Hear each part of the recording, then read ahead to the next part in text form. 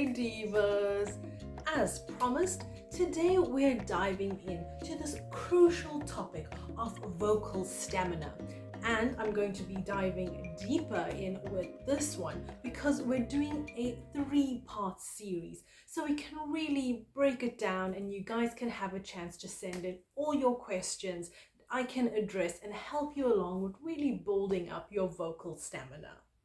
Remember to hit that subscribe button for more awesome vocal coaching, tips, tricks, and hacks on my channel if you like to see more stuff like this. And without further ado, let's get straight into the video. So, first things first, what really is vocal stamina? Now, when we talk vocal stamina, we're referring to the endurance and resilience of your voice over time. It's about maintaining consistent quality and power in your voice throughout your performance or a lengthy speaking engagement. Now, an easy way to spot if you don't have good vocal endurance and vocal stamina is to just test yourself when you are singing or speaking. Do you notice the opposite, where the quality is actually not good? Maybe you find that you are running out of breath, or you feel like it's just taking a toll and it's taking a strain on you. That's how you know that you need some work on your vocal stamina. So, what factors really affect your vocal stamina?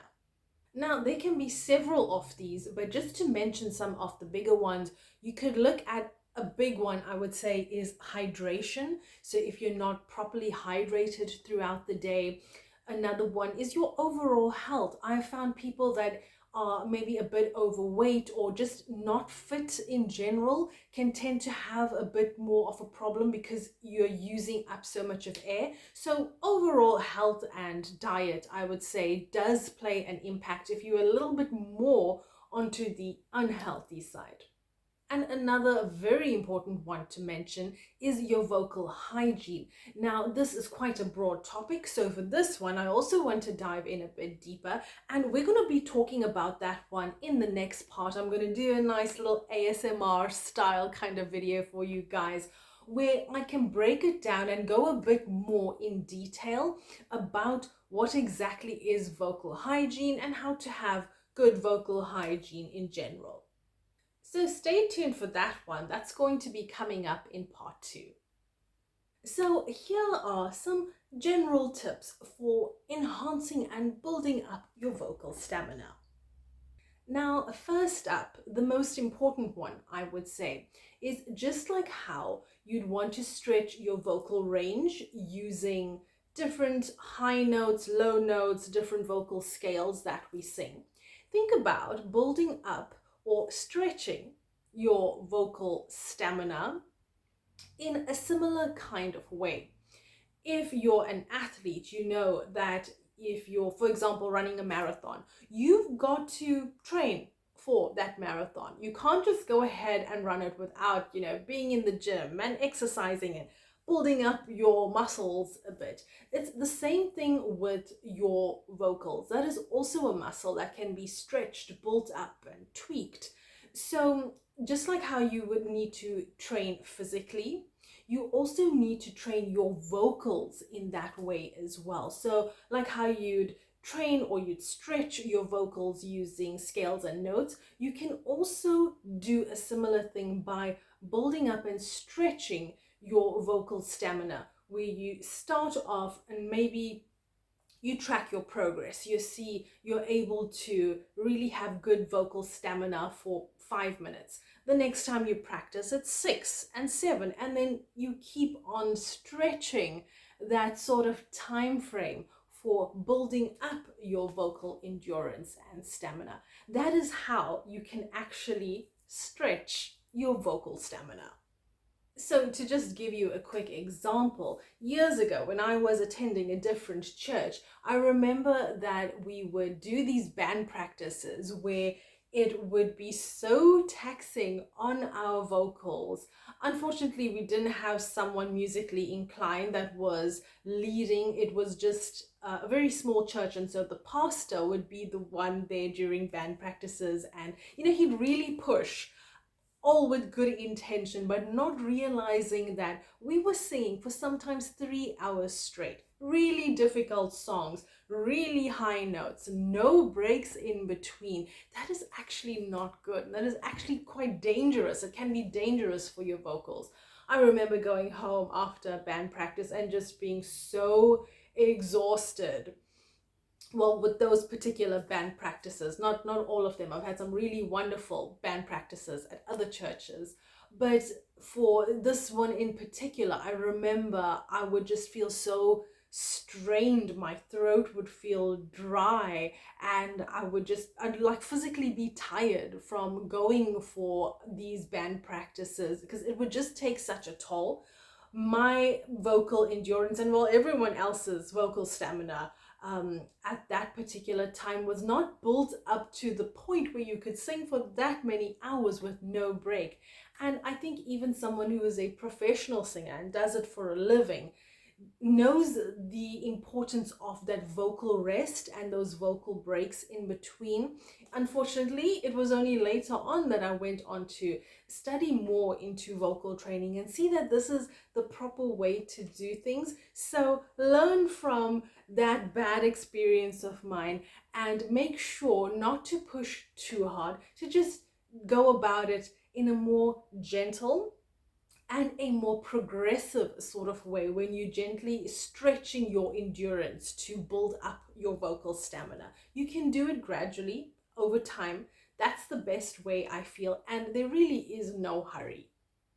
Now, if you would like to dive deeper into your vocal journey and reach your highest vocal potential, check out the beautiful course that I have put together for you. It's called Learn How to Sing Vocal Training, and it guides you through all the way from beginner to intermediate and then to advanced level vocal training. So you will benefit no matter which level of vocal ability you may be at. You can really transform your vocals and build your self-esteem. Details in the description box below. For the next tip, you want to stay hydrated, and I'm talking about throughout the day, not just before a performance or before a practice session, but make this part of your lifestyle where you're going to be at least sipping on water throughout the day. You don't need to be taking big glasses and gulps of water all of the time, because also you don't want to be running to the loo either. You want to actually take smaller sips that's going to help hydrate your tissues better and get that water nicely absorbed into the body, instead of just having a whole lot and letting it just pass out of you. You want to keep hydrated, not just for this area, like soothing your vocals and not letting them get too dry or like a dry throat, but also because of the effect that that has on the rest of your body. When you are take the opposite. Again, I find the opposites are always lovely ways to just teach. When you are dehydrated, your singing is in general not going to sound as good as compared to when you are hydrated, because you're feeling better. You are not as tired and you're able to have more vocal stamina, not rocket science, because you are better hydrated and not tired. And that one leads me into the next tip, which is to maintain good overall health. You want to be exercising regularly and try and keep a balanced diet as far as possible. I know it's not easy with the time that we live in, but as far as possible, as much as you can, to try and have good overall health and staying fit. It really does impact your vocal stamina and how well you're able to sound when you sing. Now, in part 3, we're going to go over a very specific and detailed counting exercise.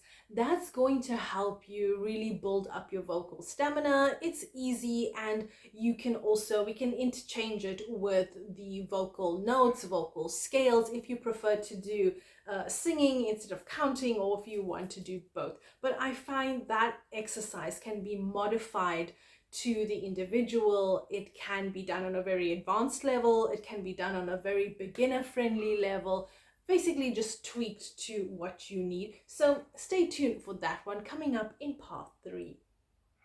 Remember that building vocal stamina takes consistent time, consistent care, and consistent effort. And just by understanding these simple factors and making these small adjustments, you wouldn't believe what a world of difference it can make to building up your vocal stamina. Just from the few simple tips that I've shared today, by following through with them, you can enhance your vocal endurance significantly. Now, do you have some vocal endurance, vocal stamina, vocal building tips and tricks that you've tried that you have found to be really helpful? Go ahead and share those with us in the comment section. We would love to all hear. We are all eyes, all ears, would love to hear more, and so that we get to share them and learn from each other. I just love that. Or if you've also had some bad experiences, like some of mine that I've shared here on this channel, you can go ahead and tell us. Maybe you've done some of the wrong things and you've found ways to correct it later on, or realize later on that that was actually not good for your vocals either. Go ahead and pop those in the comment section. In my next video, we're on to part 2, and we're taking a more in-depth look at vocal hygiene. I will see you there in that next video, and until then, my beautiful divas, stay awesome.